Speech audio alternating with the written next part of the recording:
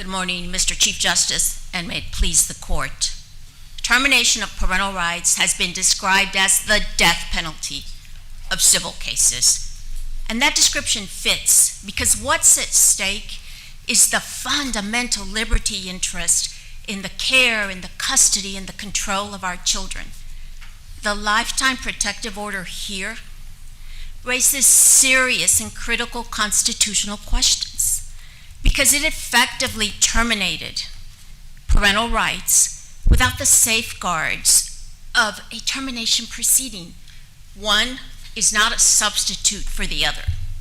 Even if, I wonder if it's even worse than termination, because if your rights are terminated in a conventional parental termination proceeding, your legal right to the children is extinguished, but you can still write them a letter.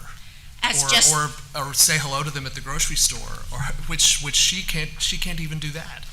Let's make no mistake, and that's exactly right, Justice Blacklock. This order is permanent and it's forever. And Justice Ferris noted in her dissent that this is worse than a termination order because even when these children turn 18, they can't see their mother if they want to because their mother may face criminal prosecution. A parent's fundamental liberty interest in her children doesn't vanish when she faces serious allegations of abuse and investigation, or even when those familial bonds are weakened. Well, there was more than allegations of abuse here. She was indicted for injury to a child, and there was testimony that the trial court believed, and it had to believe in making a finding that a felony had occurred. So if we agree with you that there's a higher evidentiary standard that should apply because of the rights that are at stake, what do we do for purposes of resolving this case? Should it be remanded to the trial court for a new trial? Should an appellate court endeavor to review the record under a clear and convincing evidence standard and determine if there's enough evidence to meet that standard? What should we do? This court should remand this case after it reviews the record and is convinced, assuming the court adopts the clear and convincing standard, that this trial court formed a firm conviction and belief in the allegations. She didn't allow an offer of proof. She limited cross-examination. She didn't allow a witness to testify about Mr. Ethridge's own violence. That goes to credibility. The question here is not whether a lifetime protective order is ever available in any case. Certainly in the boyfriend dating relationships, those are available. They shouldn't be subject to the same scrutiny. But the parent-child relationship, that's fundamental. The question here is what process is a parent entitled to before there is a deprivation of parental rights, whether it's through a termination order, as it should be. If it's that bad, they have a constitutional option. Instead of a lifetime protective order, go file a termination.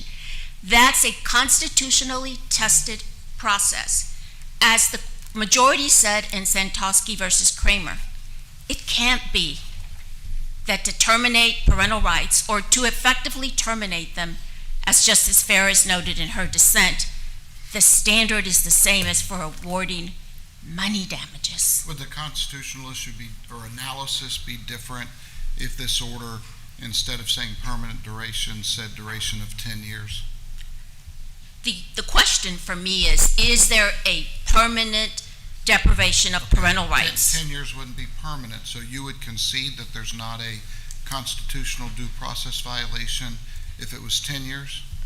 No, I don't concede that, Justice Boyd. A firm conviction or belief, 10 years, if all the stars align in those 10 years, I may get my rights back. I don't think this idea that you can modify, if that's where we're going with this, is sufficient to cure the initial constitutional deficiency. That's not where I'm going with it. I'm trying to figure out what I'm hearing from the petitioner side here is because it's permanent, you have to have extra protections constitutionally.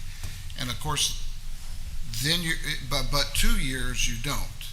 And now you're gonna get into that spectrum. Okay, what about 10 years? What about 9.5 years? What about 9 years? When does it become constitutionally significant? This is a due process question. What process is a parent entitled to?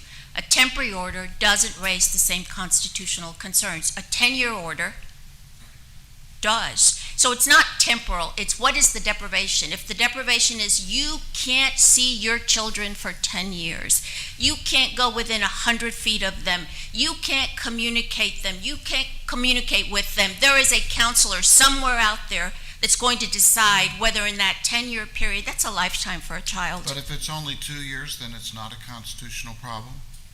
I believe anytime you're dealing with a fundamental right, So 2 months would be a constitutional problem. there are constitutional avenues for these 2-month periods or these two-year periods.